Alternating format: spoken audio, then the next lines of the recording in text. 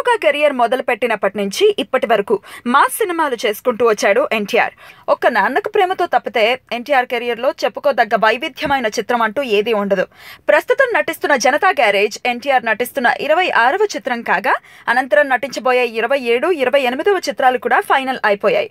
దాంతో కనీసం 30వ మైలురాయి దాటేలోపు ఓ ప్రయోగాత్మక చిత్రంలో నటించి నటుడిగా తన స్టామినాను ప్రపంచానికి చాటి చెప్పాలని భావిస్తున్నాడట ఎన్టీఆర్.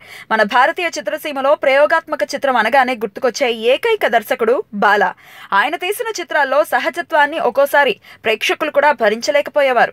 కానీ ఒక దర్శకుడిగా మాత్రం బాలాకి ఉన్న పేరు మరెవ్వరికీ లేదు. అందుకే తన 30వ చిత్రానికి దర్శకుడిగా బాలాను ఎంపిక చేసుకుంటున్నాడట ఎన్టీఆర్. ఇంకా డిస్కషన్స్ లోనే ఉన్న ఈ క్రేజీ కాంబినేషన్ సెట్ అవ్వడం చాలా కష్టమని సినీ విశ్లేషకులు భావిస్తున్నప్పటికీ ఎన్టీఆర్ తలుచుకుంటే అదంత కష్టమైన పనేం కాదని కొందరు భావిస్తున్నారు. ఒకవేళ నిజంగా ఈ కాంబినేషన్ సెట్ అయింది అంటే ఎన్టీఆర్ లోని మహానటుడితో పాటు బాలా స్ట్రైట్ తెలుగు చిత్రాన్ని కూడా ఒకేసారి చూసే సువర్ణ అవకాశం మన తెలుగు ప్రేక్షకులకి కలుగుతుంది.